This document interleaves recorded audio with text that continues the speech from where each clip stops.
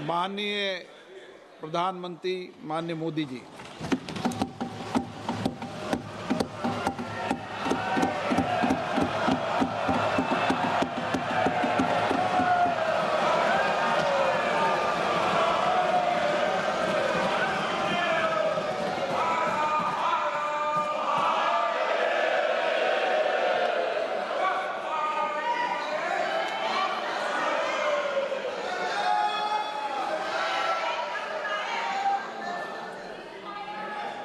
आदरणीय अध्यक्ष जी, इस सत्र के प्रारंभ में ही मैं जब मीडिया के साथियों से बात कर रहा था तब मैंने सभी माननीय सांसदों को अपील करते हुए एक बात का उल्लेख किया था। मैंने कहा था कि ये सत्र भारत के विजयोत्सव का सत्र है।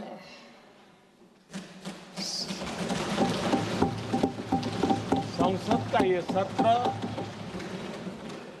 भारत के गौरवगान का सत्र है।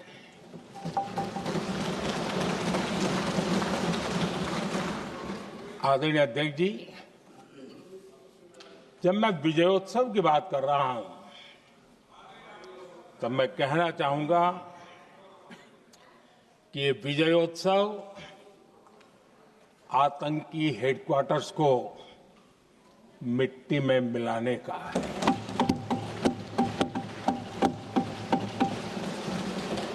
जब मैं विजयोत्सव कहता हूं तो ये विजयोत्सव सिंदूर की सौगंध पूरा करने का है।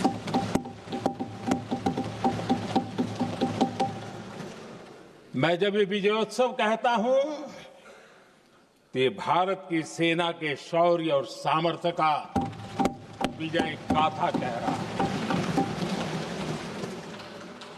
जब मैं विजयोत्सव कह रहा हूं तो 140 करोड़ भारतीयों की एकता, इच्छा शक्ति, उसके एक अप्रतिम जीत का विजयोत्सव की बात करता हूं।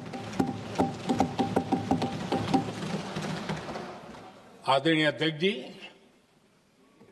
मैं इसी विजय भाव से इस सदन में भारत का पक्ष रखने के लिए खड़ा हुआ।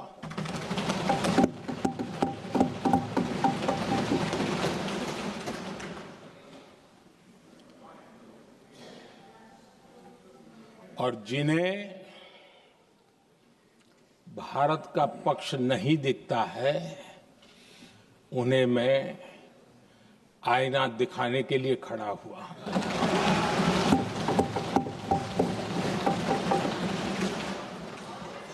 आदरणीय अध्यक्ष जी, मैं 140 करोड़ देशवासियों की भावनाओं में अपना स्वर मिलाने के लिए उपस्थित हुआ हूं।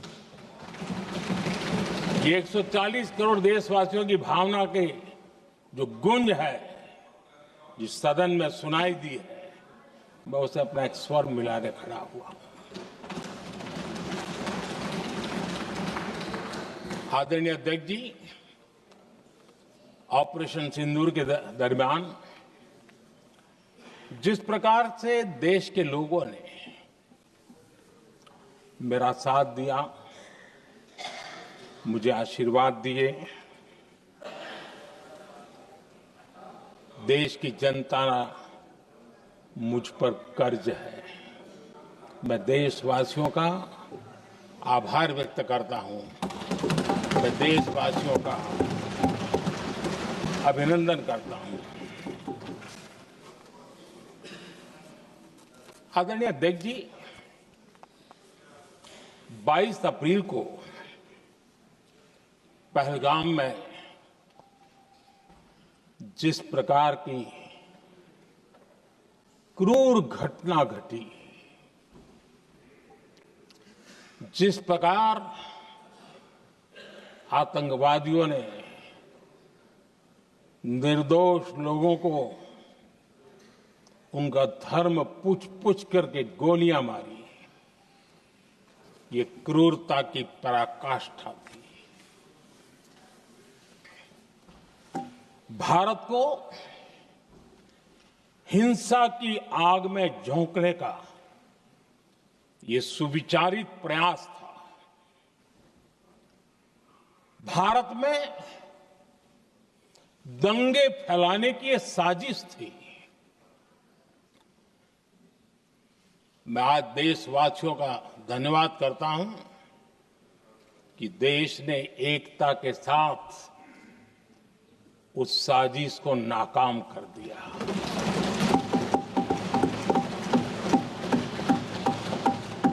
आदरणीय अध्यक्ष जी, 22 अप्रैल के बाद मैंने एक सार्वजनिक रूप से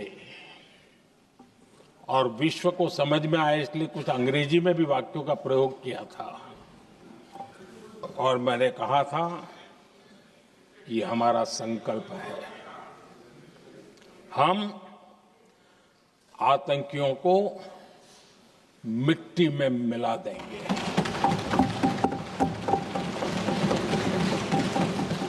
और मैंने सार्वजनिक रूप से कहा था, सजा उनके आकाओं को भी होगी और कल्पना से भी बड़ी सजा मिलेगी।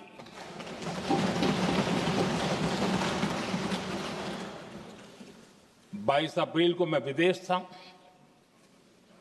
मैं तुरंत लौट के आया और आने के तुरंत बाद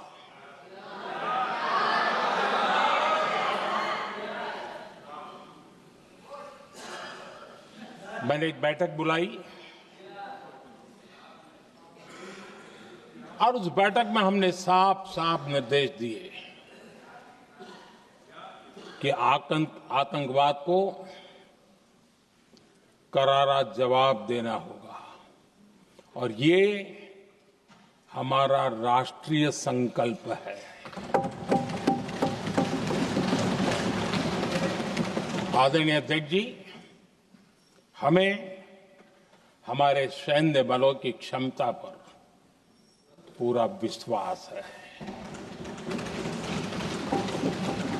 पूरा भरोसा है उनकी क्षमता पर, उनके सामर्थ्य पर, उनके साहस पर। सेना को कार्रवाई की खुली छूट दे दी गई और यह भी कहा गया कि सेना तय करें कब, कहां, कैसे, किस प्रकार से।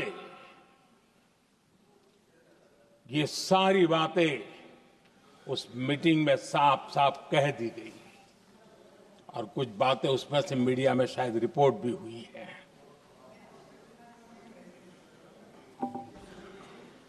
हमें गर्व है आतंकियों को वो सजा दी और सजा ऐसी है कि आज भी आतंक के उन आकाओं की नींद उड़ी हुई है।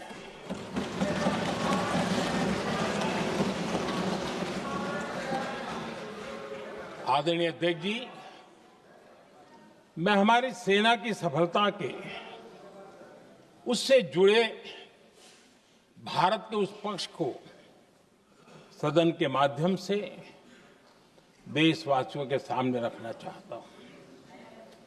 पहला पक्ष, पहलगाम हमले के बाद से ही पाकिस्तानी सेना को अंदाजा लग चुका था कि भारत कोई बड़ी कार्रवाई करेगा। उनके तरफ से न्यूक्लियर की धमकियों के भी बयान आना शुरू हो चुके थे। भारत ने 6 मई रात और 7 मई सुबह जैसा तय किया था वैसी कार्रवाई की और पाकिस्तान कुछ नहीं कर पाया। 22 मिनट में 22 अप्रैल का बदला निर्धारित लक्ष्य के साथ हमारी सेना ने ले लिया।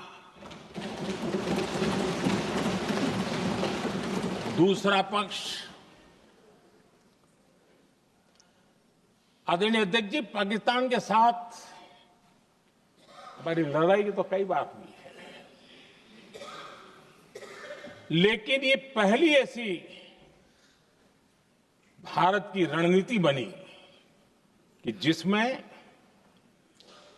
पहले जहां कभी नहीं गए थे वहां हम पहुंचे। पाकिस्तान के कोने कोने में आतंकी अड्डों को धुआं धुआं कर दिया गया।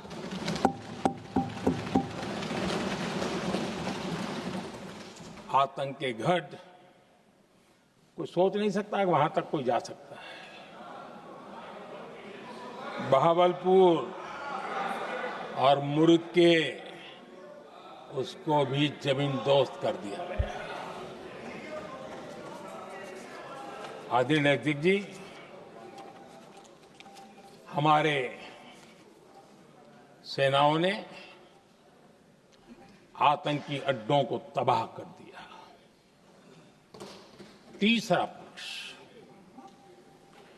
पाकिस्तान की न्यूक्लियर धमकी को हमने झूठा साबित कर दिया।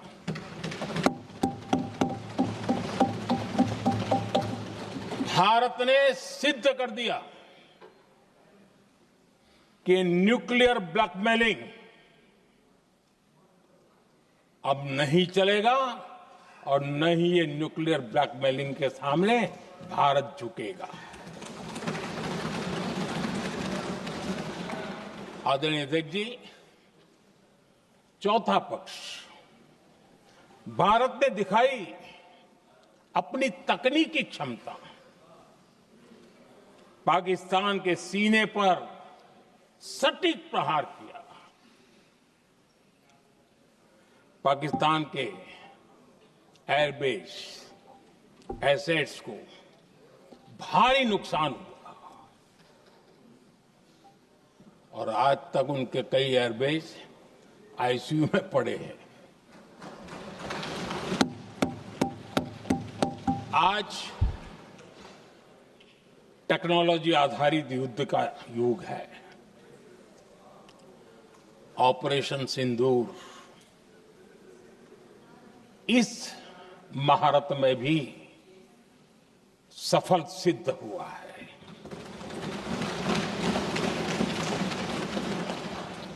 अगर पिछले 10 साल में जो हमने तैयारियां की हैं वो न की होती तो इस तकनीक के युग में हमारा कितना नुकसान हो सकता था, इसका हम अंदाज लगा सकते हैं।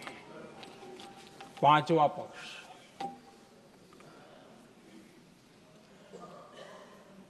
ऑपरेशन सिंदूर के दरमियान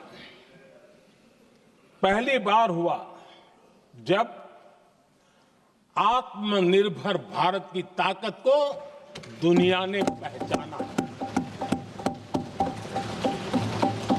made in India drone, made in India missile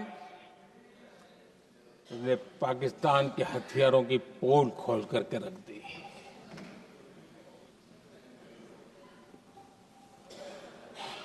आदरणीय अध्यक्ष जी, और भी एक महत्वपूर्ण काम जो हुआ है, वैसे जब राजीव गांधी जी थे उस समय उनके जो एक डिफेंस का काम देखने वाले एमओएस थे, उन्होंने जब मैंने सीडीएस की घोषणा की तो वो बहुत प्रसन्न होकर के मुझे मिलने आए थे और बहुत बहुत प्रसन्न थे वो। इस समय ऑपरेशन में नेवी, आर्मी, एयरफोर्स, तीनों सेनाओं का जॉइंट एक्शन, इसके बीच की सिनर्जी, इसने पाकिस्तान के छक्के छुड़ा दिए।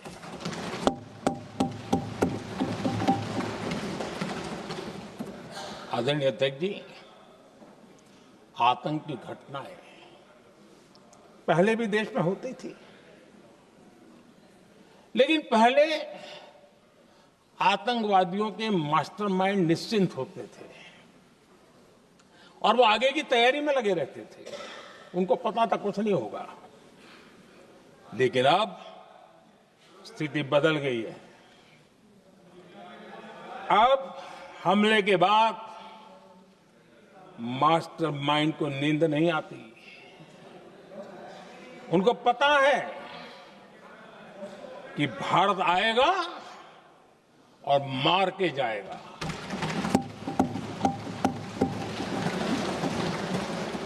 ये न्यू नॉर्मल भारत ने सेट कर दिया है।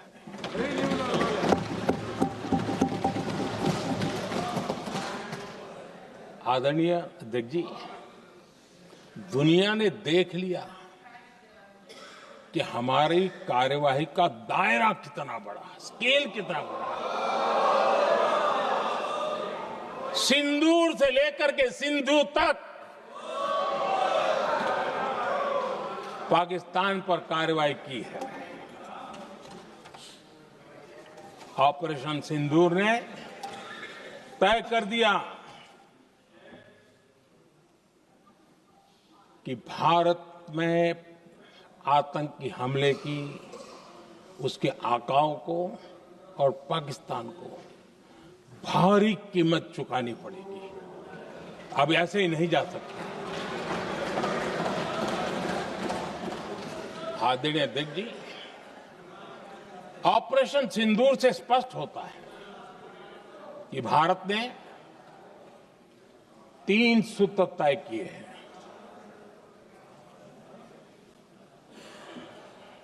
अगर भारत पर आतंकी हमला हुआ तो हम अपने तरीके से, अपनी शर्तों पर, अपने समय पर जवाब दे करके रहेंगे।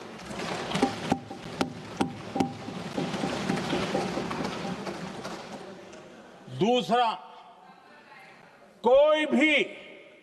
कोई भी न्यूक्लियर ब्लैकमेल अब नहीं चलेगा।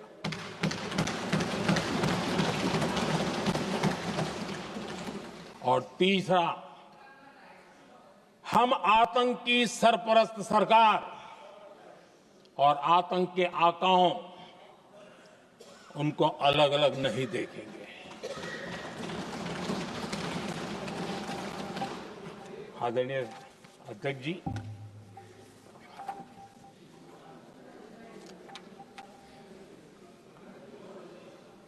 यहां पर विदेश नीति को लेकर के भी काफी बातें कही गई हैं।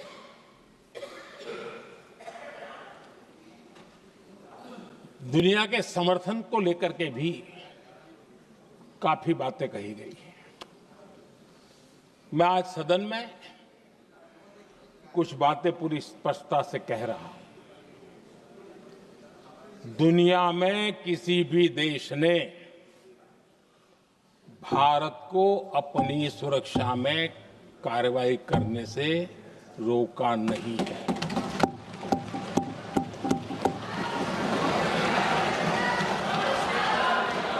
संयुक्त राष्ट्र 193 कंट्रीज,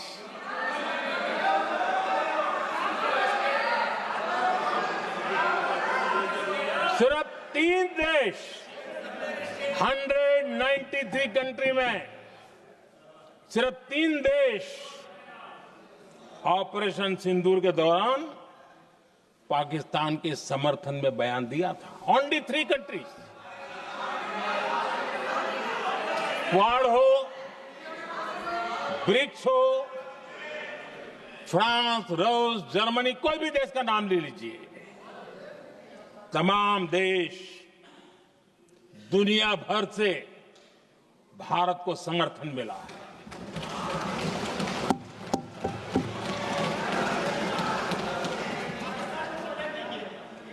आदरणीय अध्यक्ष जी,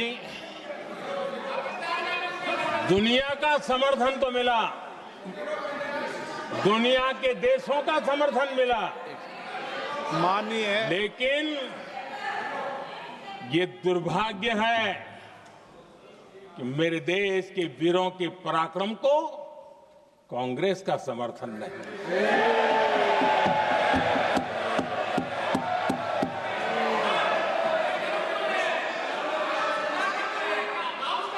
22 अप्रैल के बाद 22 अप्रैल के आतंकी हमले के बाद 3-4 दिन में ही ये उछल रहे थे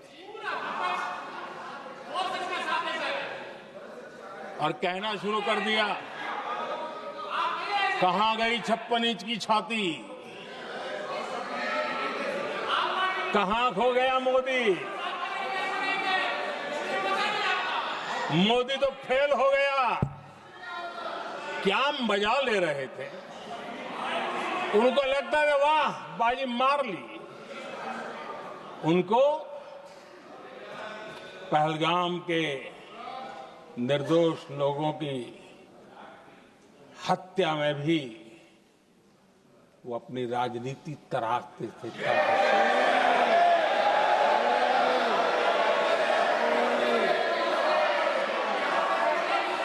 अपनी स्वार्थी राजनीति के लिए मुझ पर निशाना साध रहे थे,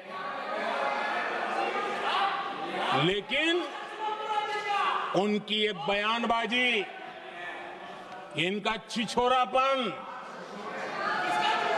देश के सुरक्षा बलों का मनोबल गिरा रहा था।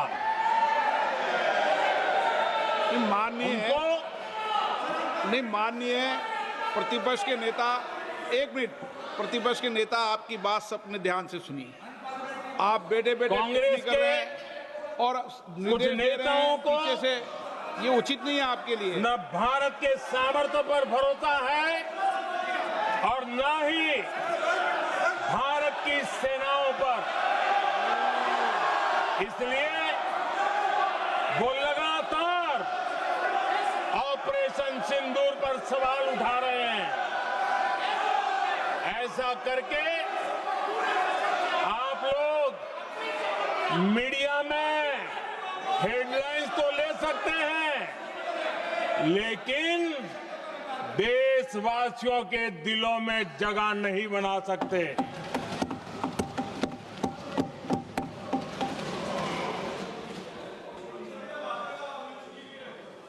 आदरणीय सभापति जी, आदरणीय अध्यक्ष जी, 10 मई को भारत ने ऑपरेशन सिंदूर के तहत हो रहे एक्शन को रोकने की घोषणा की। इसको लेकर यहां भांति भांति की बातें कही गई। ये वही प्रोपेगेंडा है जो सीमा पार से फैलाया गया है। कुछ लोग सेना द्वारा दिए गए तथ्यों की जगह पाकिस्तान के झूठ प्रचार को आगे बढ़ाने में जुटे हुए हैं। जबकि भारत का रुख हमेशा स्पष्ट रहा है। आदरणीय अध्यक्ष जी, कुछ चीजें मैं जरा स्मरण भी कराना चाहता हूं। जब सर्जिकल स्ट्राइक हुआ,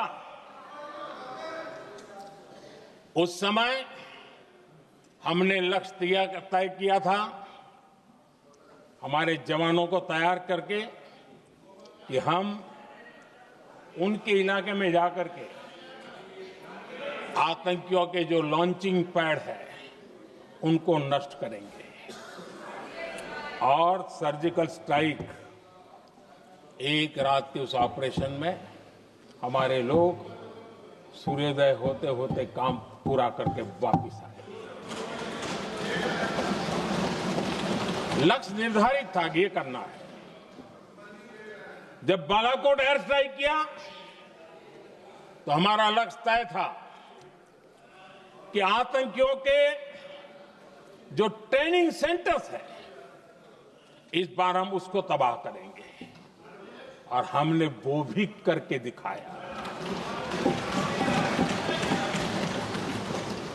ऑपरेशन सिंदूर के समय हमारा लक्ष्य तय था, और हमारा लक्ष्य था कि आतंक के जो एपी सेंटर है और पहलगाम के आतंकियों को जहां से पुरजोश योजना बनी, ट्रेनिंग मिली, व्यवस्था मिली, उस पर हमला करेंगे। हमने उनके नाभि पर हमला कर दिया।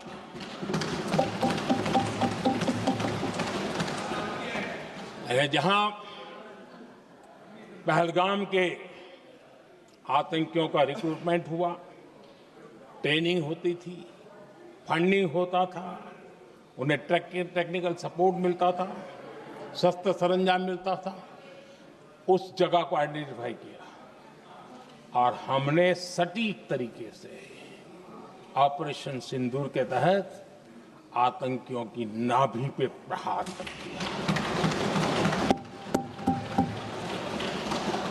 और आदरणीय अध्यक्ष जी, इस बार भी हमारी सेना ने 100% लक्ष्यों को हासिल करके देश के सामर्थ्य का परिचय दिया।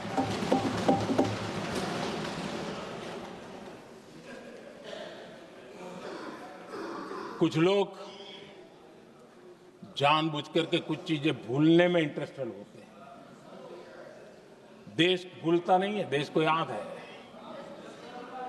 6 रात और 7 मई सुबह ऑपरेशन हुआ था, और 7 मई को सुबह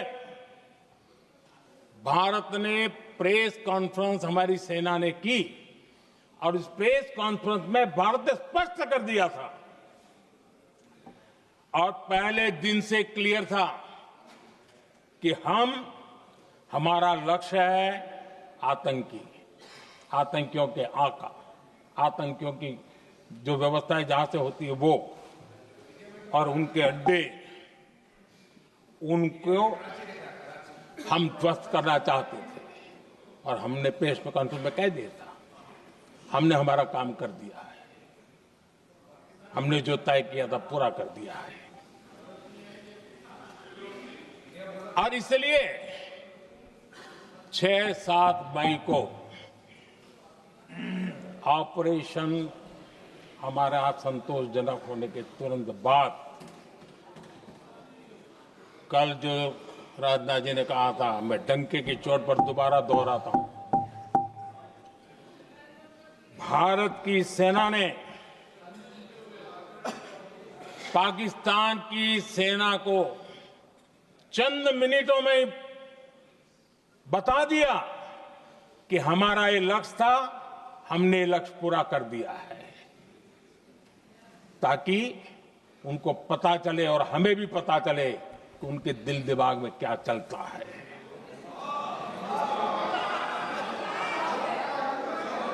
हमने अपना लक्ष्य 100% हासिल कर लिया था, और पाकिस्तान में समझदारी होती तो आतंकियों के साथ खुलेआम खड़े रहने की गलती न करता। उसने निर्लज्ज होकर के आतंकवादियों के साथ खड़े रहने का फैसला किया। हम पूरी तरह तैयार थे, हम भी मौके की तलाश में थे, लेकिन हमने दुनिया को बताया था कि हमारा लक्ष्य आतंकवाद है, आतंकवादी आका है, आतंकवादी ठिकाने हैं, वो हमने पूरा कर दिया। लेकिन जब पाकिस्तान ने आतंकियों की मदद में आने का फैसला किया और मैदान में उतरने की हरकत की, तो भारत की सेना ने सालों तक याद रह जाए ऐसा करारा जवाब दे करके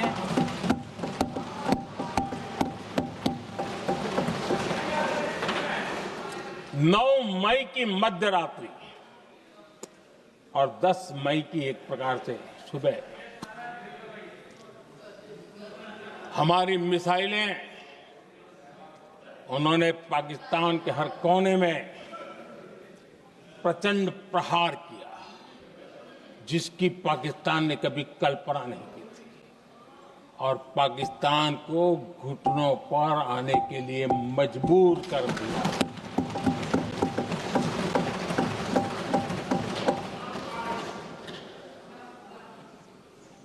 और आपने टीवी में भी देखा है, वहां से क्या बयान आते थे।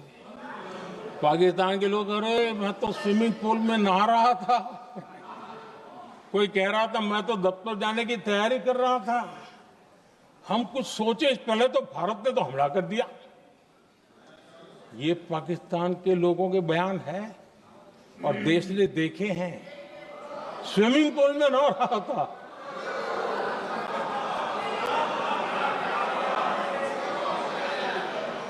और जब इतना कड़ा प्रहार हुआ,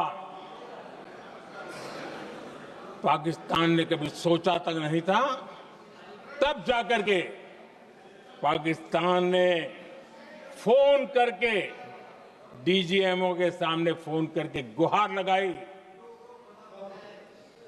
बस करो, बहुत मारा, अब ज्यादा मार झेलने की ताकत नहीं है, प्लीज हमला रोक दो। ये पाकिस्तान के डीजीएमओ का फोन था। और भारत ने तो पहले दिन ही कह दिया था, 7 तारीख सुबह की प्रेस देख लीजिए, कि हमने हमारा लक्ष्य पूरा कर दिया है, अगर आप कुछ करोगे तो महंगा पड़ेगा। और आप धीरे ऐसे कैसे चलता है? प्लीज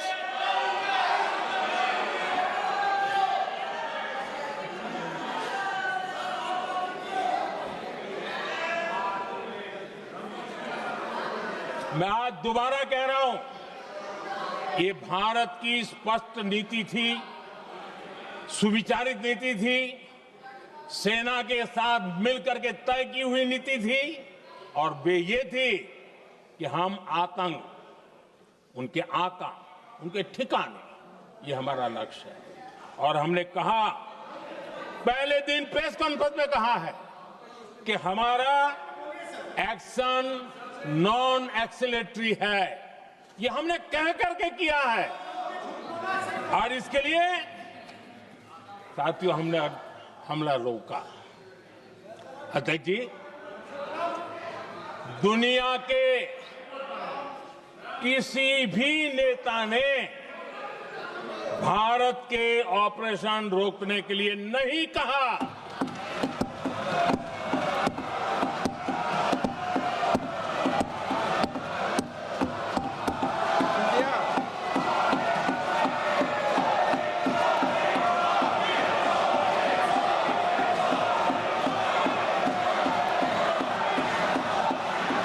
उसी दौरान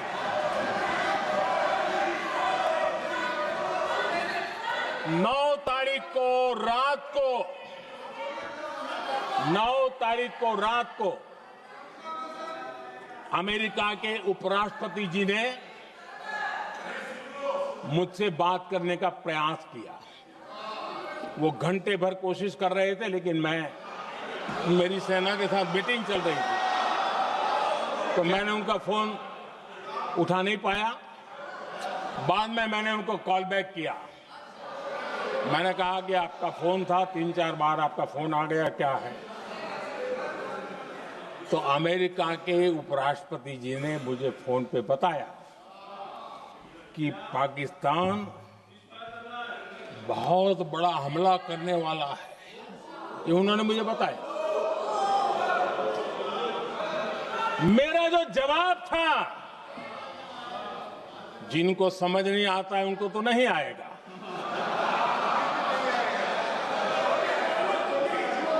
मेरा जवाब था, अगर पाकिस्तान का ये इरादा है तो उसे बहुत महंगा पड़ेगा। ये मैंने अमेरिका के उपराष्ट्रपति को कहा।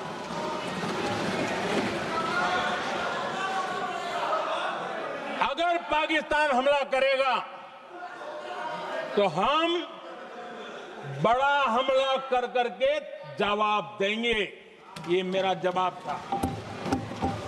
और आगे मेरा एक वाक्य था, मैंने कहा था हम गोली का जवाब गोले से देंगे।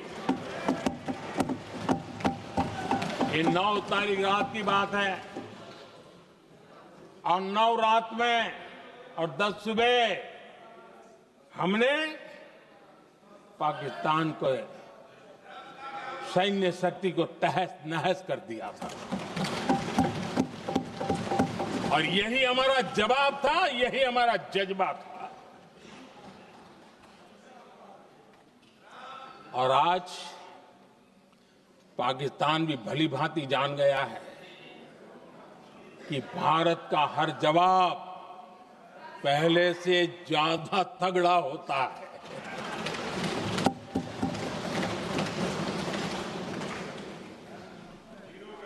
उसे यह भी पता है कि अगर भविष्य में नौबत आई तो भारत आगे कुछ भी कर सकता है।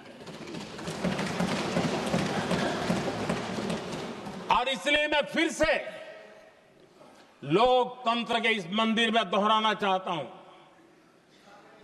ऑपरेशन सिंदूर जारी है।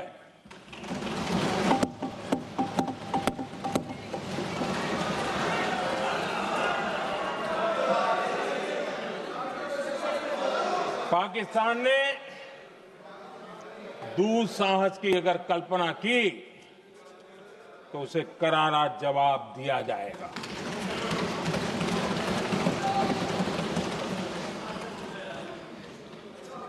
आदरणीय अध्यक्ष जी,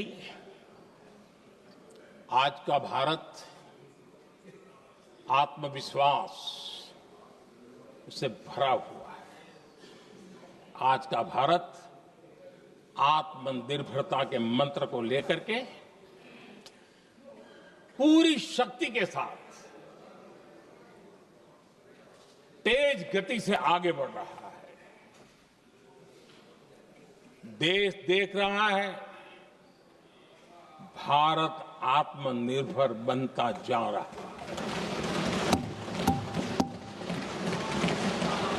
लेकिन देश ये भी देख रहा है कि एक तरफ तो भारत आत्मनिर्भरता की ओर तेज गति से आगे बढ़ रहा है, लेकिन कांग्रेस मुद्दों के लिए पाकिस्तान पर निर्भर होती जा रही है।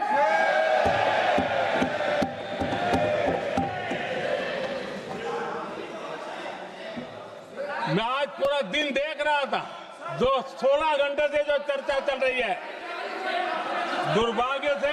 प्लीज बैठिए, सब जवाब दे दिया आपका। आप सुनते नहीं, सबका जवाब दे दिया। प्लीज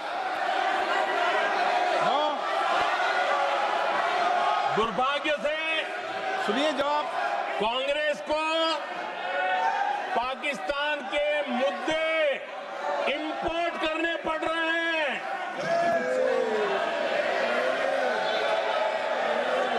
आदरणीय अध्यक्ष जी, आज के वॉरफेयर में इंफॉर्मेशन और नैरेटिव्स की प्लीज बैठिए। बहुत बड़ी भूमिका है।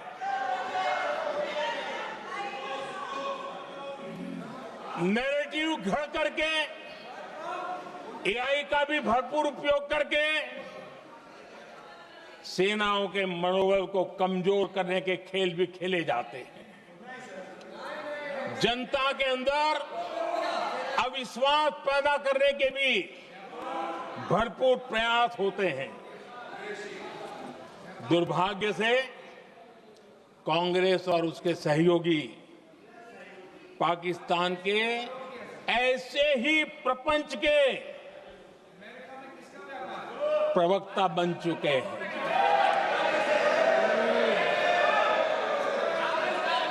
आदरणीय अध्यक्ष जी, देश की सेना ने, आदरणीय अध्यक्ष जी, ये तरीका है देश आपका? की सेना ने, बैठिए बैठिए। देश की सेना ने सर्जिकल स्ट्राइक की। बैठिए।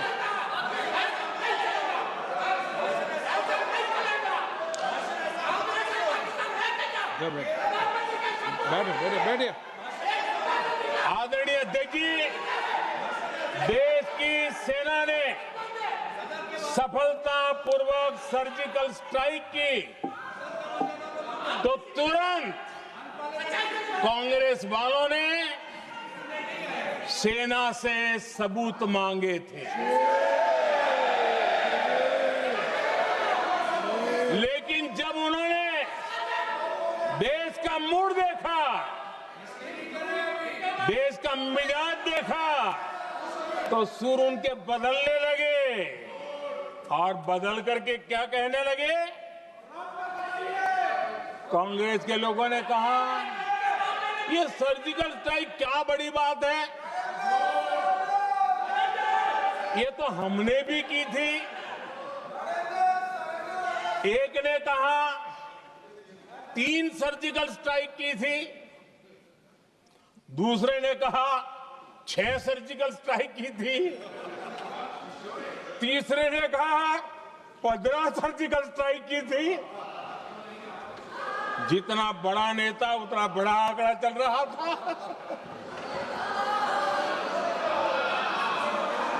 आदरणीय अध्यक्ष जी, इसके बाद बालाकोट में सेना ने एयर स्ट्राइक की। अब एयर स्ट्राइक तो ऐसी थी कि वो कुछ कह नहीं सकते थे, इसलिए ये तो नहीं कहा कि भाई हमने भी की थी। उसमें तो उन्होंने समझदारी दिखाई, लेकिन फोटो मांगने लगे। एयर स्ट्राइक हुई तो फोटो दिखाओ, क्या कहां गिरा, क्या तोड़ा, कितने मरे, बस यही पूछते रहे। पाकिस्तान भी यही पूछता था, ये भी यही पूछते थे। इतना ही नहीं, आदरणीय अध्यक्ष जी, जब पायलट अभिनंदन पकड़े गए तो पाकिस्तान में तो खुशी का माहौल होना स्वाभाविक था कि उनके हाथ में भारतीय सेना का एक पायलट उनके हाथ लगा था। लेकिन यहां पर भी कुछ लोग थे जो कानों कानों में कह रहे थे, अब मोदी फंसा, अब अभिनंदन वहां आए, मोदी ला करके दिखा दे, अब देखते हैं मोदी क्या करता है। आज डंके की चोट पर अभिनंदन वापिस आए।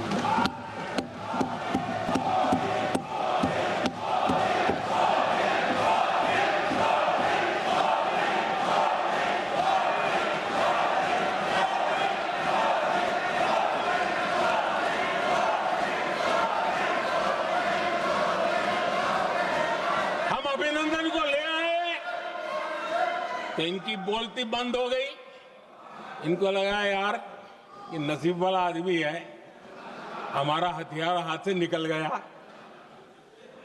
आदरणीय अध्यक्ष जी, पहलगाम हमले के बाद हमारा बीएसएफ का एक जवान पाकिस्तान के कब्जे में गया तो फिर इनको लगा वाह बड़ा मुद्दा हाथ में आ गया है, अब मोदी फंस जाएगा। अब तो मोदी की फजीयत जरूर होगी। और उनकी इकोसिस्टम ने सोशल मीडिया में बहुत सारी कथाएं वायरल की कि ये बीएसएफ के जवान का क्या होगा, उसके परिवार का क्या होगा।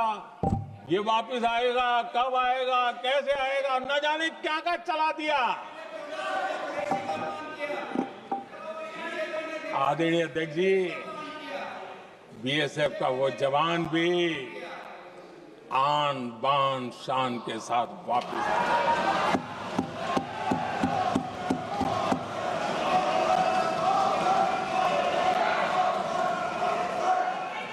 आतंकवादी रो रहे हैं, आतंकवादियों के आका रो रहे हैं, और उनको रोते देखकर यहां भी कुछ लोग रो रहे हैं।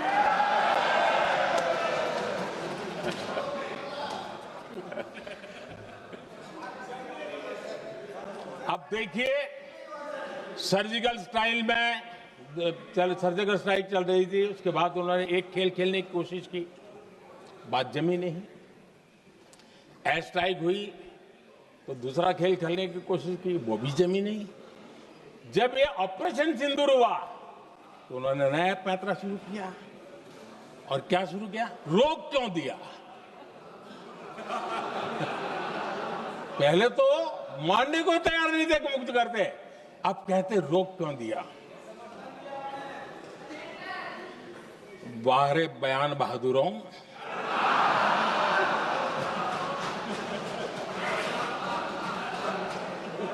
आपको विरोध का कोई न कोई बहाना चाहिए, और इसलिए सिर्फ मैं नहीं, पूरा देश आप पर हंस रहा है।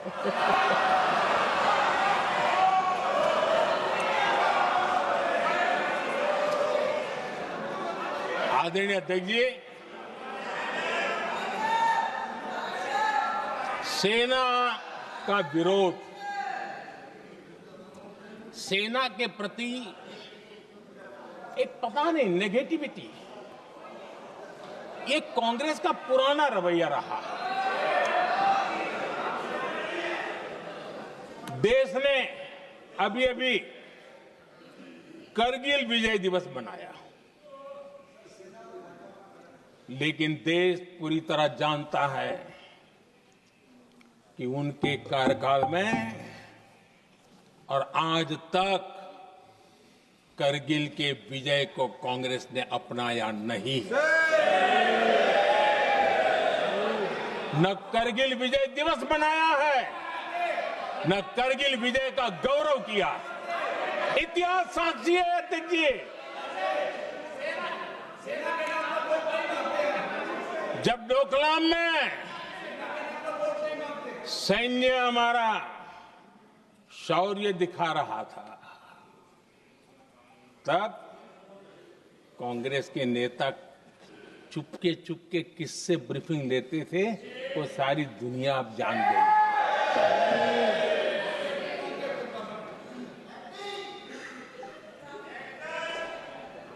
आप निकाल दीजिए पाकिस्तान के सारे बयान, और यहां हमारा विरोध करने वाले लोगों के बयान फुल स्टॉप कॉमा के साथ एक है।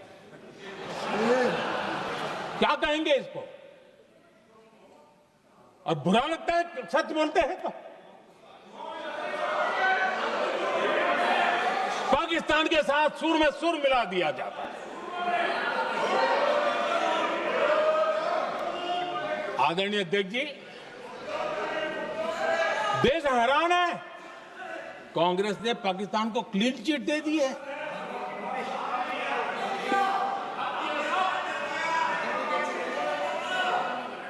उनकी ये हिम्मत, और इनकी आदत जाती नहीं है, ये हिम्मत कि पहलगाम के आतंकी पाकिस्तानी थे, इसका सबूत दो।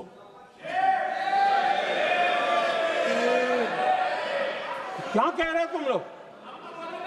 ये कौन सा तरीका है? और यही मांग पाकिस्तान कर रहा है जो कांग्रेस कर रही है।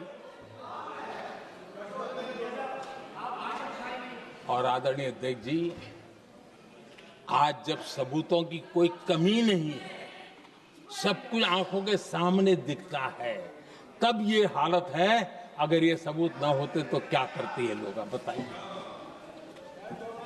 आदरणीय अध्यक्ष जी,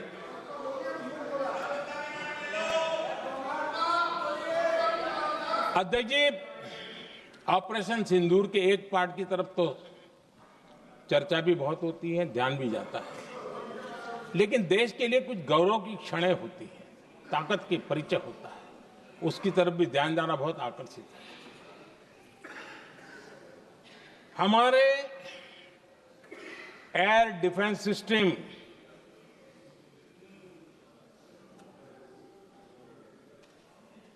दुनिया में इसकी चर्चा है।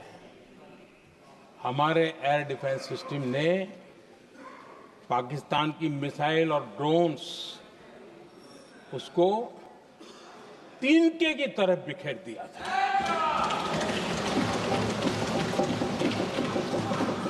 आदरणीय अध्यक्ष जी, मैं एक आंकड़ा आज बताना चाहता हूं, पूरा देश गर्व से भर जाएगा। कुछ लोगों का क्या होगा मैं नहीं जानता, पूरा देश गर्व से भर जाएगा। 9 मई को पाकिस्तान ने करीब 1000 मिसाइलों और आर्म्ड ड्रोन्स के भारत पर बहुत बड़ा हमला करने की कोशिश की। 1000 ये मिसाइलें भारत के किसी भी हिस्से पर गिरती तो वहां भयंकर तबाही मचती, लेकिन 1000 मिसाइल्स और ड्रोन्स को भारत ने आसमान में ही चूर चूर कर दिया।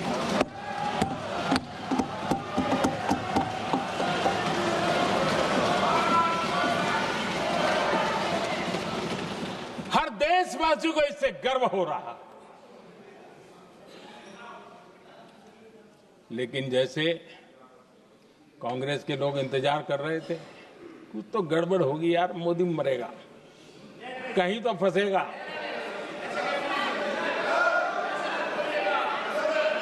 पाकिस्तान ने आदमपुर एयरबेस पर हमले का झूठ फैलाया,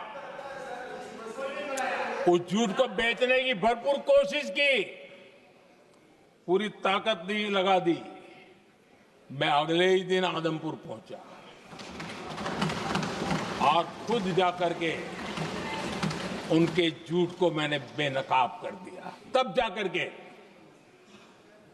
उनको अकल ठिकाने लगी कि अब ये झूठ चलने वाला नहीं है। आदरणीय अध्यक्ष जी, जो हमारे छोटे दलों के साथी हैं, जो राजनीति में नए हैं, उनको कभी शासन में रहने का अवसर नहीं मिला, उनसे कुछ बातें निकलती मैं समझ सकता हूं, लेकिन कांग्रेस पार्टी ने इस देश में लंबे समय तक राज किया है, उसको शासन की व्यवस्थाओं का पूरा पता है, उन चीजों से वो निकले हुए लोग हैं, उनके लिए शासन व्यवस्था क्या होती इसकी समझ पूरी है, अनुभव है उनके पास। उसके बाद भी विदेश मंत्रालय तुरंत जवाब दे, उसको स्वीकारना नहीं, विदेश मंत्री जवाब दे, इंटरव्यू दे, बार बार बोले, उसको स्वीकारना नहीं, गृह मंत्री बोले, रक्षा मंत्री बोले, किसी पर भरोसा नहीं। जिसने इतने सालों तक राज किया, उनको देश की व्यवस्थाओं पर अगर भरोसा नहीं है, तब शक उठता है कि क्या हालत हो गई है इनकी। आदरणीय अध्यक्ष जी, अब कांग्रेस का भरोसा पाकिस्तान के रिमोट कंट्रोल से बनता है और बदलता है।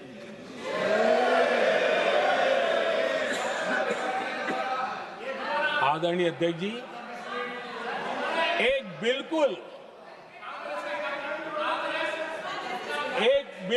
कांग्रेस के नए सदस्य, यानी उनको तो क्षमा करनी चाहिए, नए सदस्य को क्या कहेंगे, लेकिन कांग्रेस के आका जो उनको लिख करके देते हैं और उनसे बुलवाते हैं, खुद में हिम्मत नहीं है, उनसे बुलवाते हैं कि ऑपरेशन सिंदूर ये तो तमाशा था, ये आतंकवादियों ने जिन 26 लोगों को मौत के घाट उतारा था ना, उस भयंकर क्रूर घटना पर ये तेजाब छिड़कने वाला पाप है। तमाशा कहते हो? आपकी असहमति हो सकती है, और ये कांग्रेस के नेता बुलवाते हैं।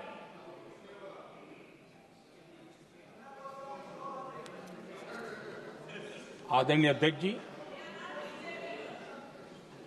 पहलगाम के हमलावरों को कल हमारे सुरक्षा बलों ने ऑपरेशन महादेव करके अपने अंजाम तक पहुंचाया।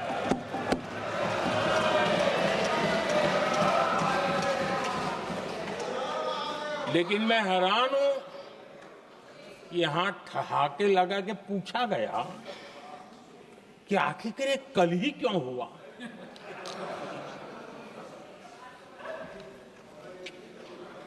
अब ये क्या हो गया है, मुझे समझ नहीं आ रहा है।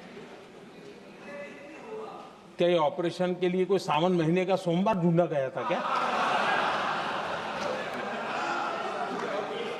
क्या हो गया है इन लोगों को? हताशा, निराशा इस हद तक।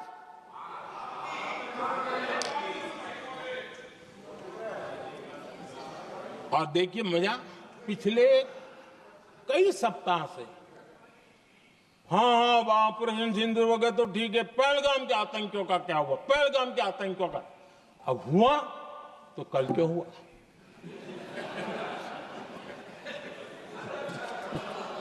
और कल ही क्यों हुआ? क्या हाल है अध्यक्ष जी का। आदरणीय अध्यक्ष जी,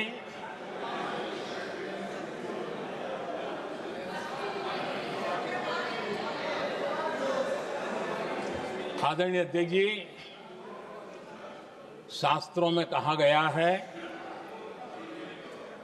हमारे शास्त्रों में कहा गया है, शस्त्रेण रक्षिते राष्ट्रे, शस्त्रेण रक्षिते राष्ट्रे शास्त्र चर्चा प्रवर्तते। अर्थात जब राष्ट्र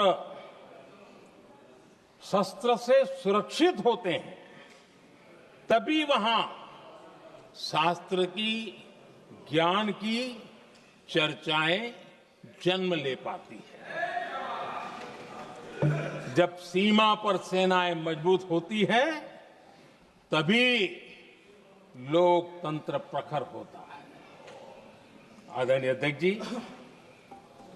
ऑपरेशन सिंदूर बीते दशक में भारत की सेना के सशक्तिकरण का एक साक्षात प्रमाण है।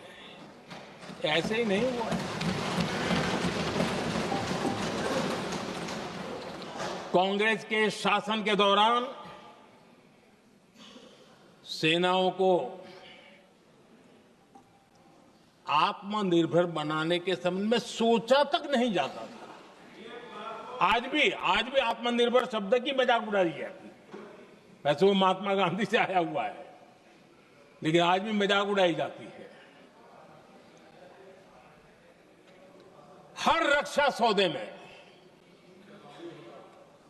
कांग्रेस अपने मौके खोजती रहती थी।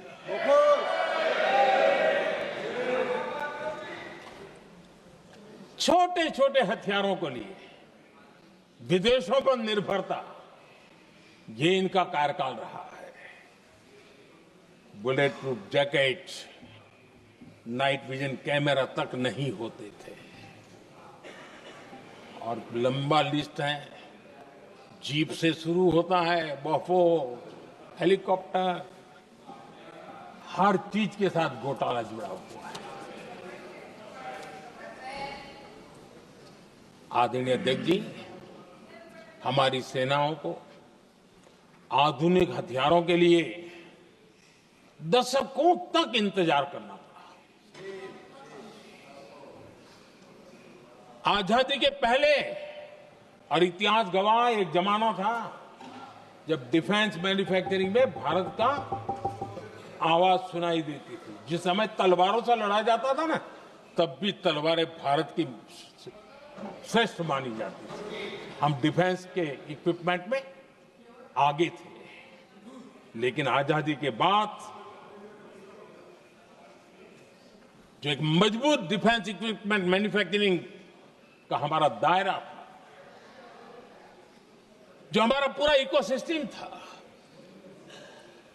उसको सोच समझ करके तबाह कर दिया गया, उसको दुर्बल किया गया।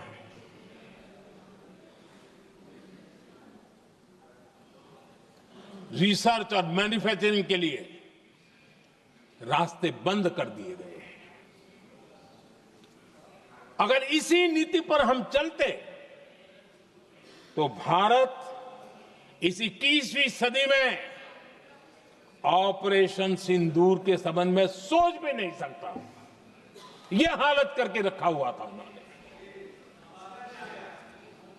भारत को सोचना पड़ता कि अगर कोई एक्शन लेना है तो शस्त्र कहां से मिलेंगे, साधन कहां से मिलेगा, बारूद कहां से मिलेगा, समय पर मिलेगा या नहीं मिलेगा, बीच बचाव में रुक तो नहीं जाएगा, ये टेंशन पालना पड़ता है।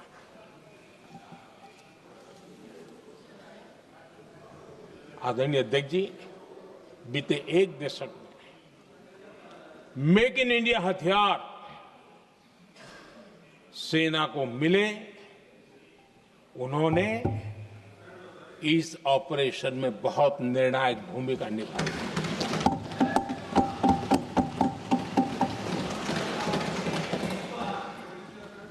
आदरणीय अध्यक्ष जी,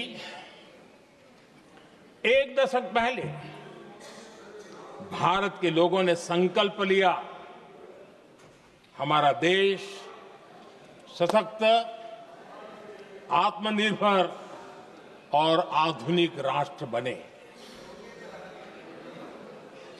रक्षा, सुरक्षा, हर क्षेत्र में बदलाव के लिए एक के बाद एक ठोस कदम उठाए गए, सीरीज ऑफ रिफॉर्म्स किए गए और देश में सेना में जो रिफॉर्म्स हुए हैं, जो आजादी के बाद पहली बार हुए। चीफ ऑफ डिफेंस स्टाफ की नियुक्ति, ये विचार कोई नया नहीं था, दुनिया में प्रयोग भी चलते हैं, भारत में निर्णय नहीं होते थे। हमने, ये बहुत बड़ा रिफॉर्म था, हमने किया और बहुत ही, मैं हमारी तीनों सेनाओं का अभिनंदन करता हूं कि इस व्यवस्था को उन्होंने दिल से सहयोग किया है, दिल से स्वीकार किया है। सबसे बड़ी ताकत जॉइंटनेस और इंटीग्रेशन की। इस समय नेवी हो, एयरफोर्स हो, आर्मी हो, ये इंटीग्रेशन और जॉइंटनेस ने हमारी ताकत को अनेक गुना बढ़ा दिया और उसका परिणाम भी हमें नजर में आया है, ये हमने करके देखा है। सरकार की जो डिफेंस प्रोडक्शन की कंपनियां थी, उसमें हमने रिफॉर्म किए। शुरुआत में वहां पर आग लगाना, आंदोलन करवाना, हड़तालें करवाने के खेल चल रहे थे, अभी भी बंद नहीं हुए हैं, लेकिन देश हित को सर्वोपरि मान करके उन डिफेंस इंडस्ट्री के हमारे जो लोग थे सरकारी व्यवस्था में, उन्होंने इसको मन से लिया, रिफॉर्म को स्वीकार किया और वो भी आज बहुत प्रोडक्टिव बन गए। इतना ही नहीं, हमने प्राइवेट सेक्टर के लिए भी डिफेंस के दरवाजे खोल दिए हैं और आज भारत का प्राइवेट सेक्टर आगे आ रहा है। आज स्टार्टअप्स डिफेंस के क्षेत्र में हमारे 27-30 साल के नौजवान, टियर 2, टियर 3 सिटी के नौजवान, कई कुछ जगह तो बेटियां स्टार्टअप का नेतृत्व कर रही है। डिफेंस के सेक्टर में सैकड़ों की तादाद में आज स्टार्टअप काम कर रहे हैं। ड्रोन्स, एक प्रकार से मैं कह सकता हूं, ड्रोन्स की जितनी भी एक्टिविटी हमारे देश में हो रही है, शायद एवरेज 30-35 की उम्र होगी जो लोग कर रहे हैं, सारे लोग, और सैकड़ों की तादाद में कर रहे हैं। और उसका ताकत, क्योंकि इनका भी योगदान था इसमें, जिन्होंने इस प्रकार के प्रोडक्शन किए हैं, और वो हमें ऑपरेशन सिंदूर में बहुत काम आए।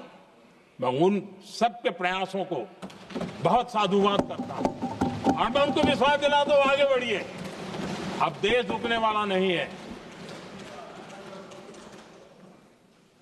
आदरणीय अध्यक्ष जी, डिफेंस सेक्टर में मेक इन इंडिया ये नारा नहीं था।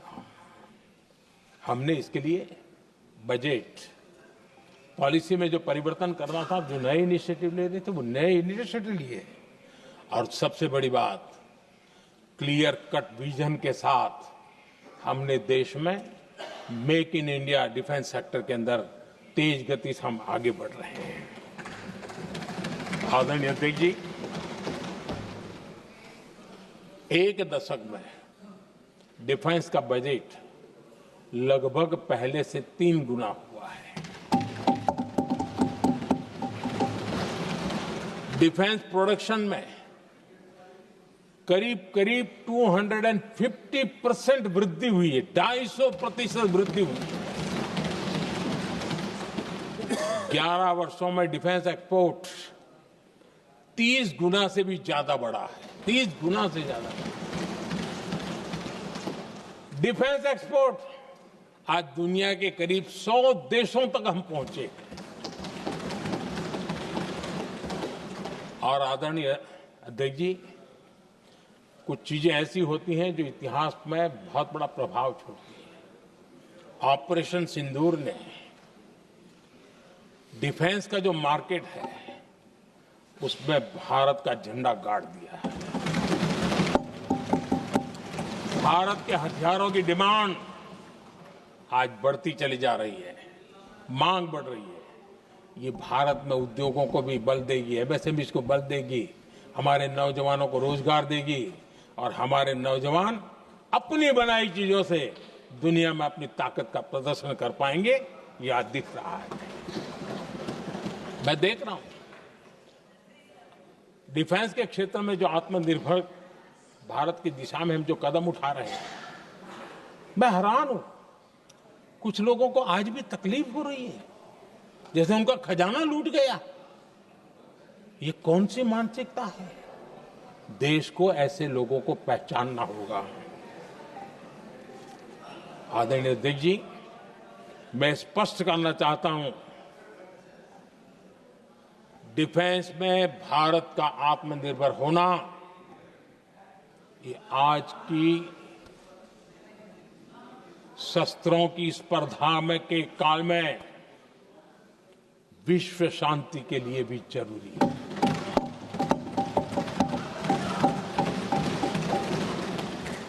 मैं पहले भी कह चुका हूं, भारत युद्ध का नहीं, बुद्ध का देश है। हम समृद्धि, शांति चाहते हैं, लेकिन हम ये कभी न भूले कि समृद्धि का और शांति का रास्ता शक्ति से ही गुजरता है।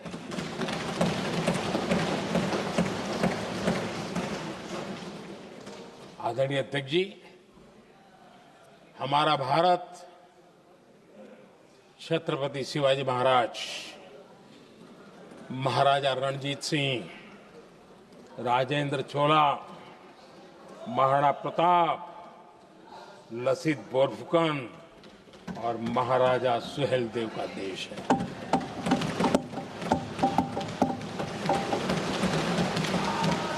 आदरणीय अध्यक्ष जी, हम विकास और शांति के लिए सामरिक सामर्थ्य पर भी फोकस करते हैं। आदरणीय अध्यक्ष जी, कांग्रेस के पास नेशनल सिक्योरिटी का विजन पहले था और आज तो सवाल ही नहीं उठता है।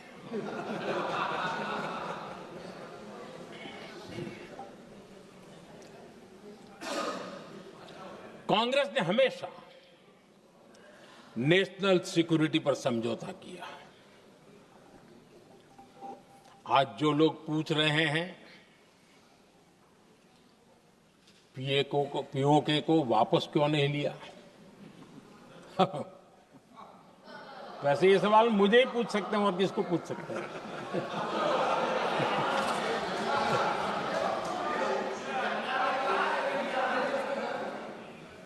लेकिन इसके पहले जवाब देना होगा पूछने वालों को। किसकी सरकार ने पीओके पर पाकिस्तान को कब्जा करने का अवसर दिया? जवाब साफ है, जवाब साफ है।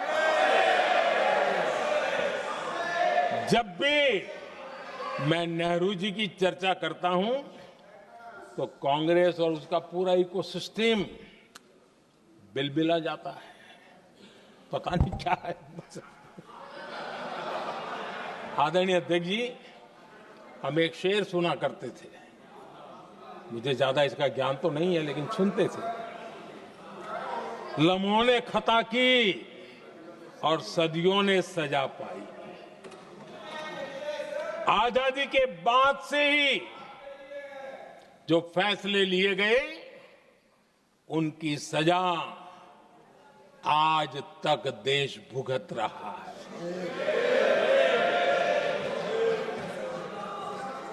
यहां बार बार एक बात का जिक्र हुआ और मैं फिर से करना चाहूंगा। अक्साई चीन की उस पूरे क्षेत्र को बंजर जमीन करार दिया गया, ये कहकर के तो बंजर है। देश की 38,000 वर्ग किलोमीटर जमीन हमें खोनी पड़ी।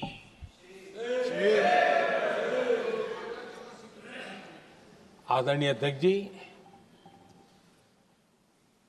मैं जानता हूं मेरी कुछ बातें चुभने वाली है। 1962 और 1963 के बीच कांग्रेस के नेता जम्मू कश्मीर के पूंछ,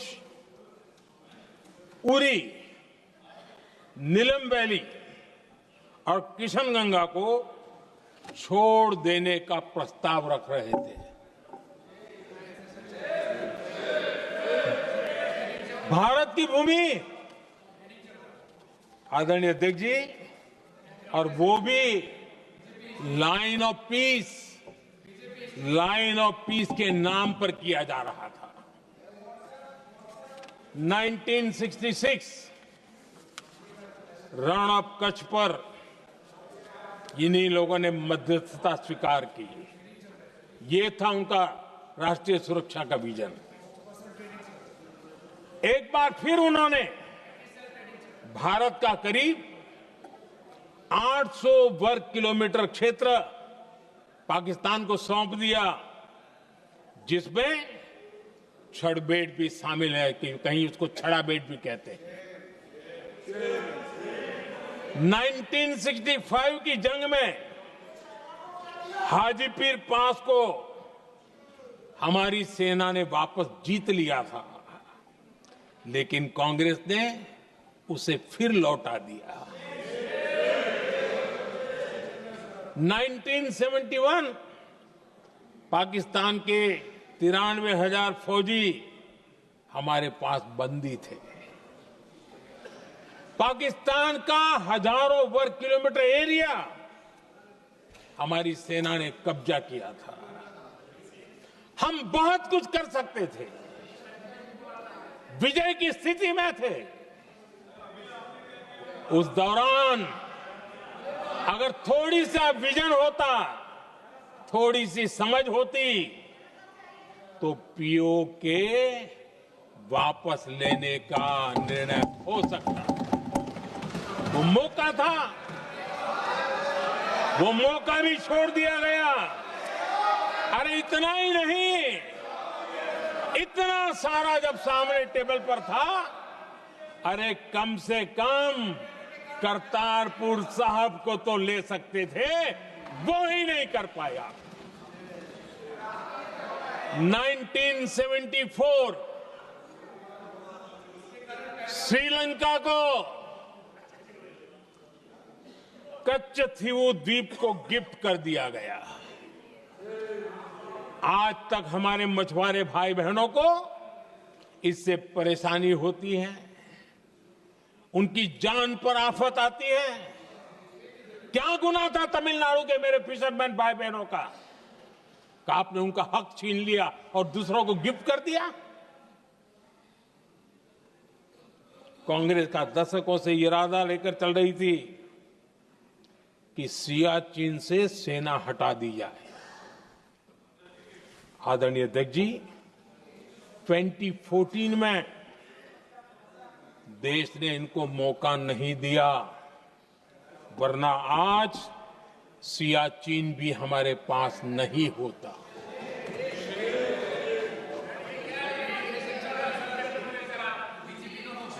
आदरणीय अध्यक्ष जी, आजकल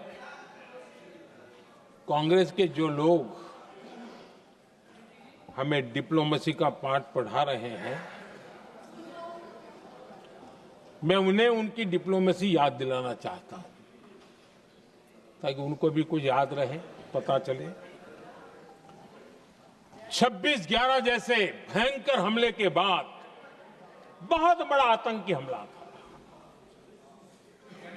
कांग्रेस का पाकिस्तान से प्रेम नहीं रुका। इतनी बड़ी घटना 26/11 की हुई थी। विदेशी दबाव में हमले के कुछ हफ्तों के भीतर ही कांग्रेस सरकार ने पाकिस्तान से बातचीत शुरू कर दी। आदरणीय अध्यक्ष जी, कांग्रेस सरकार ने 26/11 की इतनी बड़ी घटना के बाद भी एक भी डिप्लोमेट को भारत से बाहर निकालने की हिम्मत नहीं की। छोड़ो, इसे एक वीजा तक कैंसिल नहीं किया, एक वीजा तक कैंसिल नहीं कर पाए थे। देश पर पाकिस्तानी स्पॉन्सर बड़े बड़े हमले होते गए, लेकिन यूपीए सरकार ने पाकिस्तान को मोस्ट फेवर्ड नेशन का दर्जा देकर रखा था। वो कभी वापस नहीं लिया था। एक तरफ देश मुंबई के हमले का ये न्याय मांग रहा था, दूसरी तरफ कांग्रेस पाकिस्तान के साथ व्यापार करने में लगी थी।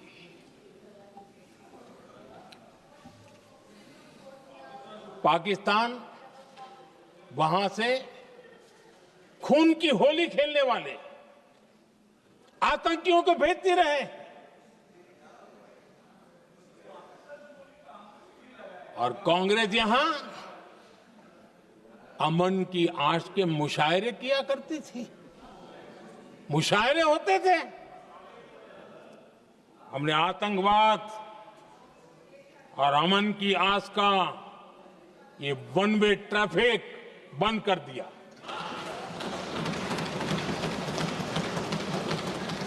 हमने पाकिस्तान का एमएफएन का दर्जा रद्द किया, वीजा बंद किया। हमने अटारी वाघा बॉर्डर को बंद कर दिया। आदरणीय अध्यक्ष जी,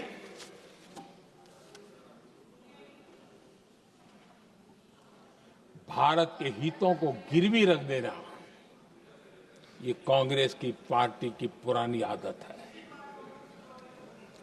इसका सबसे बड़ा उदाहरण सिंधु जल समझौता है। सिंधु जल समझौता किसने किया? नेहरू जी ने किया। और मामला किससे जुड़ा था? भारत से निकलने वाली नदियां,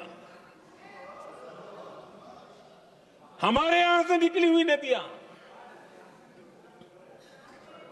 उसका वो पानी था। और वो नदियां हजारों साल से भारत की सांस्कृतिक विरासत रही है, भारत की चैतन्य शक्ति रही है। भारत को सुजलाम सुफलाम बनाने में उन नदियों का बहुत बड़ा योगदान रहा है। सिंधु नदी जो सदियों से भारत की पहचान हुआ करती थी, उसी से भारत जाना जाता था। लेकिन नेहरू जी और कांग्रेस ने सिंधु और झेलम जैसी नदियों पर विवाद के लिए पंचायत किसको दी? वर्ल्ड बैंक को दी। वर्ल्ड बैंक फैसला करे क्या कर रहा है, नदी हमारी, पानी हमारा।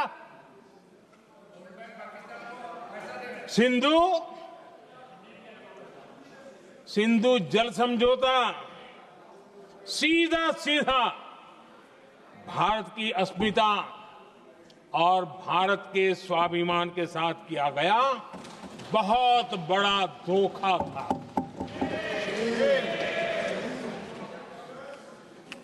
आदरणीय अध्यक्ष जी, आज के देश के युवा ये बात सुनते होंगे तो उनको भी आश्चर्य होगा कि ऐसे लोग थे हमारे देश का काम करते थे।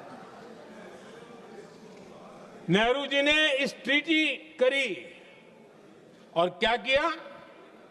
ये जो पानी था, जो नदियां थी, जो भारत से निकल रही थी, उन्होंने 80% पानी पाकिस्तान को देने के लिए वो राजी हो गए।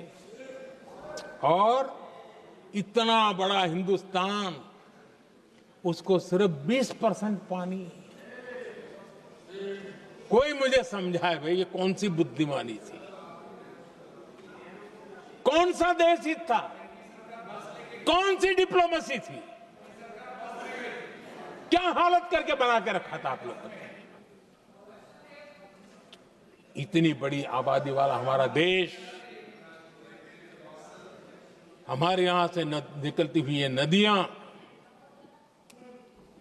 और सिर्फ 20% पानी, और 80% पानी उन्होंने उसको दिया जो देश खुलेआम भारत को अपना दुश्मन करार कर देता रहता है, दुश्मन कहता रहा। और ये पानी पर किसका हक था? हमारे देश के किसानों का, हमारे देश के नागरिकों का, हमारा पंजाब, हमारा जम्मू कश्मीर, देश के एक बहुत बड़े हिस्से को इन्होंने पानी के संकट में धकेल दिया, इस एक कारण से। और राज्यों के भीतर भी पानी को लेकर के आपस में संघर्ष पैदा हुई है, प्रतिस्पर्धा पैदा हुई, और उनका जिस पर हक था उस पर पाकिस्तान मौज करता रहा। और ये दुनिया में अपनी डिप्लोमेसी के पाठ पढ़ाते रहते हैं। आदरणीय अध्यक्ष जी, अगर ये ट्रीटी न होती तो पश्चिमी नदियों पर कई बड़ी परियोजनाएं बनती। पंजाब, हरियाणा, राजस्थान और दिल्ली, वहां के किसानों को भरपूर पानी मिलता, पीने के पानी की कोई समस्या नहीं रहती। औद्योगिक प्रगति के लिए भारत बिजली बना पाता। इतना ही नहीं, नेहरू जी ने इसके उपरांत करोड़ों रुपए भी दिए ताकि पाकिस्तान नहर बना सके।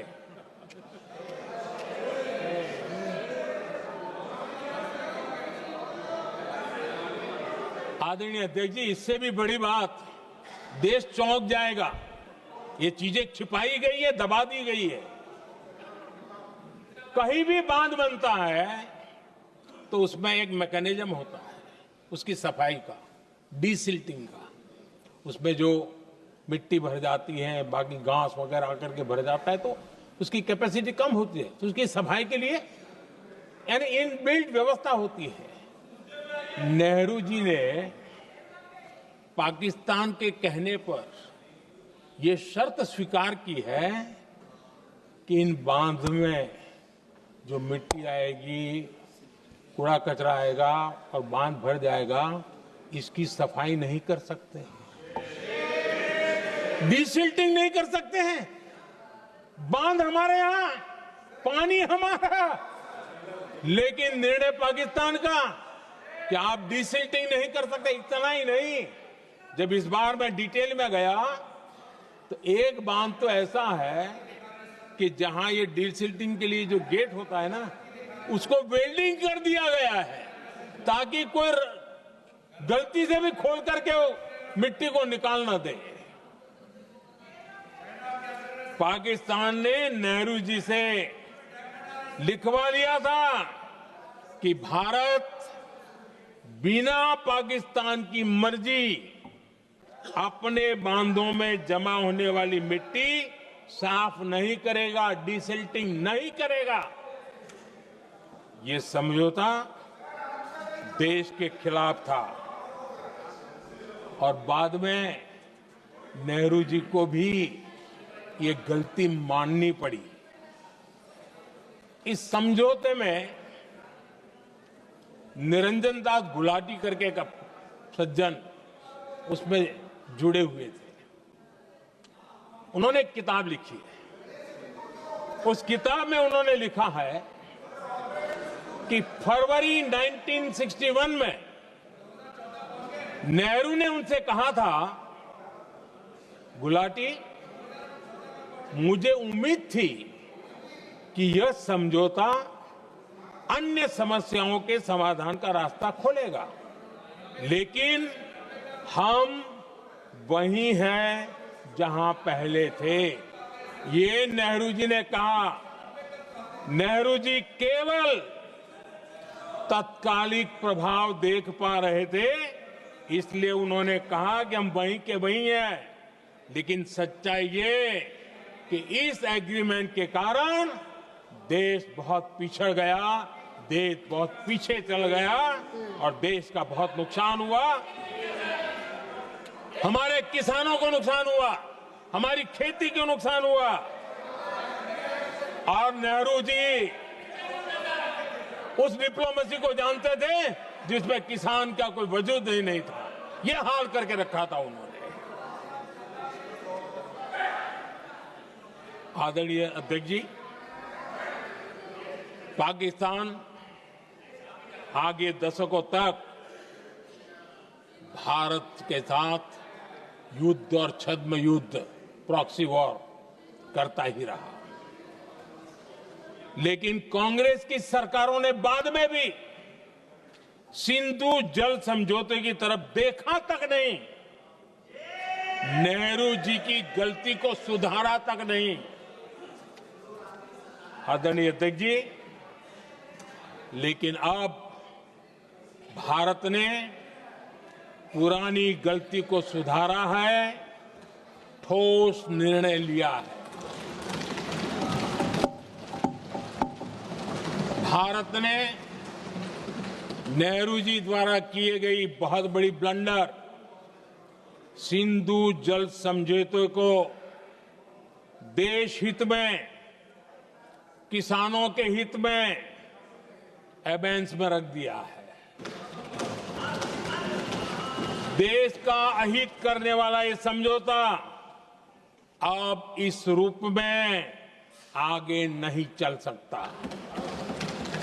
भारत ने तय कर दिया है, खून और पानी साथ साथ नहीं बह सकते।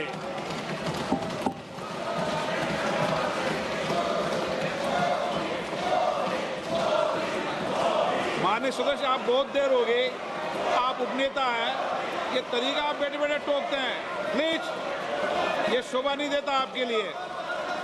बैठिए बैठिए बैठिए आदरणीय, बैठिए, शोभा नहीं देता आपका। अध्यक्ष जी, आप उपनेता, अपनी मर्यादा बना के रखें। चल बैठिए।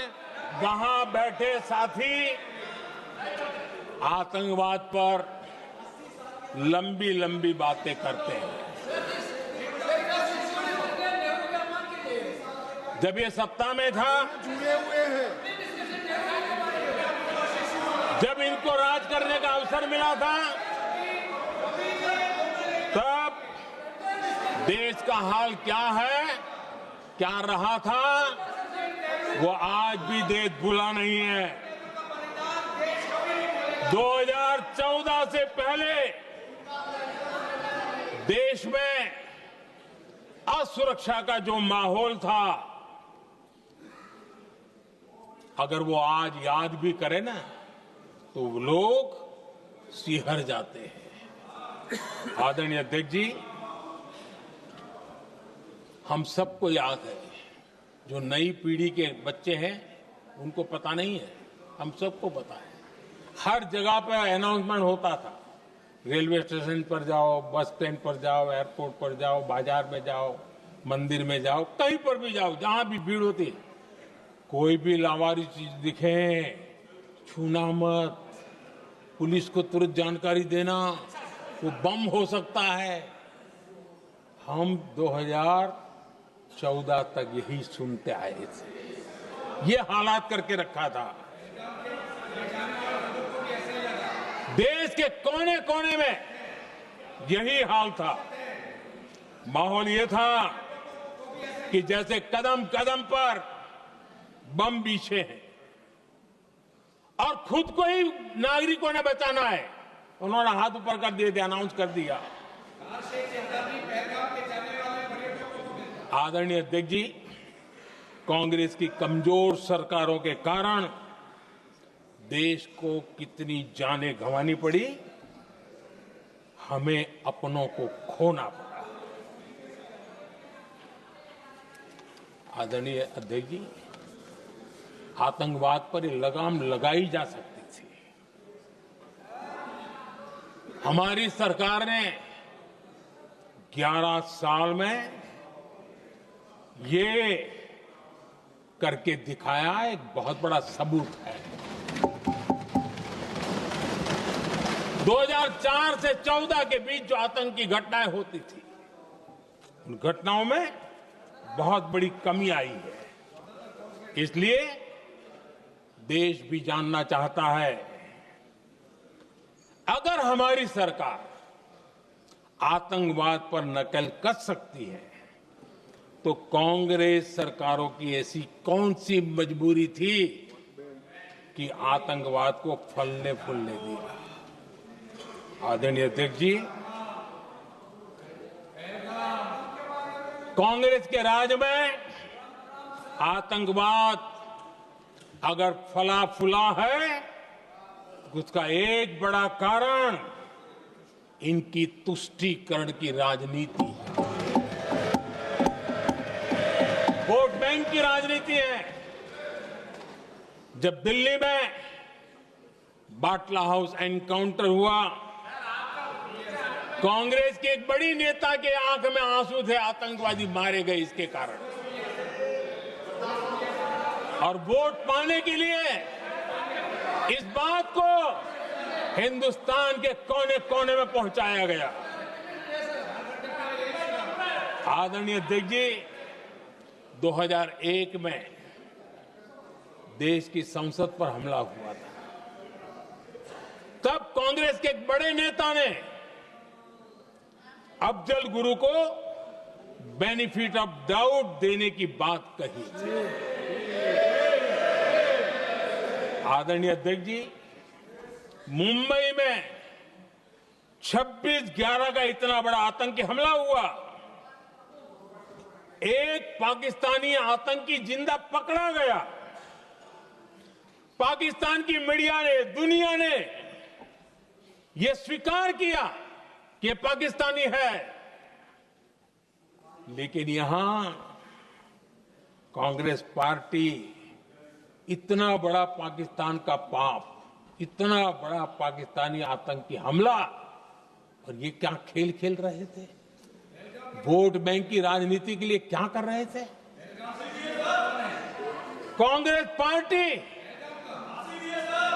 इसको भगवा आतंक सिद्ध करने में जुटी हुई है।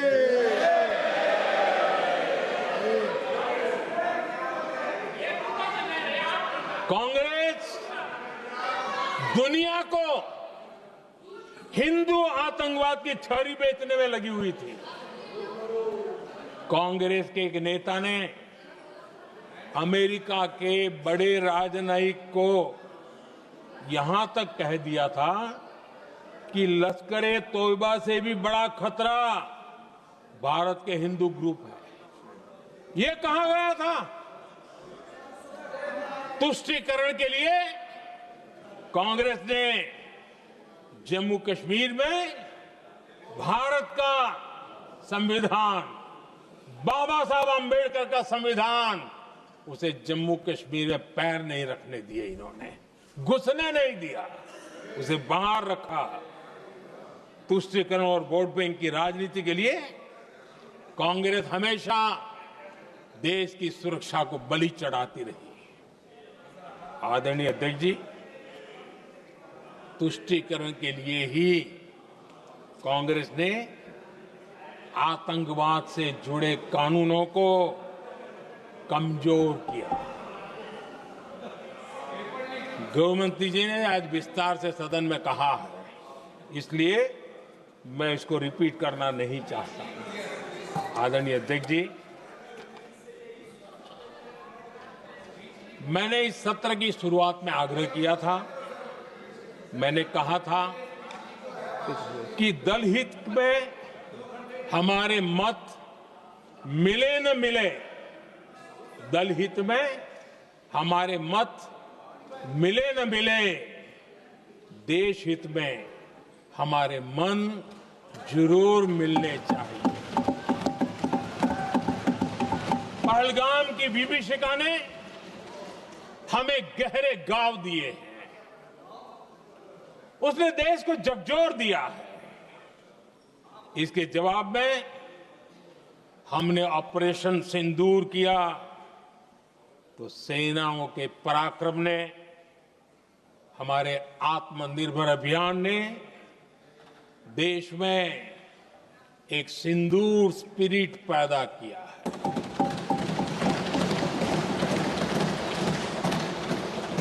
ये सिंदूर स्पिरिट हमने तब भी देखी जब दुनिया भर में हमारे प्रतिनिधि मंडल भारत की बात बताने गए। मैं उन सभी साथियों को बहुत बहुत बधाई देता हूं। आपने बहुत ही प्रभावी ढंग से भारत की बात डंके की चोट पर दुनिया के सामने रखी। लेकिन मुझे दुख इस बात का है, हैरानी भी है, जो खुद को कांग्रेस के बड़े नेता समझते हैं, उनके पेट में दर्द हो रहा है कि भारत का पक्ष दुनिया के सामने क्यों रखा गया। शायद कुछ नेताओं को सदन में बोलने पर भी पाबंदी लगा दी गई है। आदरणीय अध्यक्ष जी, इस मानसिकता से बाहर निकलने की जरूरत है। कुछ पंक्तियां मेरे मन में आती हैं, मैं अपने भाव व्यक्त करना चाहता हूं। आदरणीय अध्यक्ष जी, करो चर्चा और इतनी करो, करो चर्चा और इतनी करो कि दुश्मन दहशत से दहल उठे। दुश्मन दहशत से दहल उठे। रहे ध्यान बस इतना ही, रहे ध्यान बस इतना ही, मान सिंदूर और सेना का प्रश्नों में भी अटल रहे। हमला मां भारती पर हुआ अगर, तो प्रचंड प्रहार करना होगा। दुश्मन जहां भी बैठा हो, हमें भारत के लिए ही जीना होगा। मेरा कांग्रेस के साथियों से आग्रह है कि एक परिवार के दबाव में पाकिस्तान को क्लीन चिट देना बंद कर दें। जो देश की विजय की क्षण है, कांग्रेस उसे देश के उपहास का क्षण न बनाए। कांग्रेस अपनी गलती सुधारें।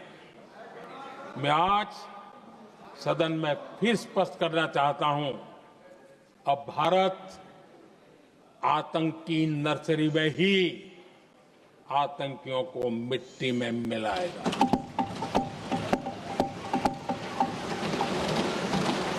हम पाकिस्तान को भारत के भविष्य खेलने नहीं देंगे और इसलिए ऑपरेशन सिंदूर खत्म नहीं हुआ है, ऑपरेशन सिंदूर जारी है। और ये पाकिस्तान के लिए भी नोटिस है। वो जब तक भारत के खिलाफ आतंक का रास्ता रोकेगा नहीं, तब तक भारत एक्शन लेता रहेगा। भारत का भविष्य सुरक्षित और समृद्ध होगा, यही हमारा संकल्प है। इसी भाव के साथ मैं फिर से सभी सदस्यों को सार्थक चर्चा के लिए धन्यवाद देता हूं और आदरणीय अध्यक्ष जी, मैंने भारत का पक्ष रखा है, भारत के लोगों की भावनाओं को व्यक्त किया है। मैं सदन का फिर से आभार व्यक्त करता हूं। बहुत बहुत धन्यवाद।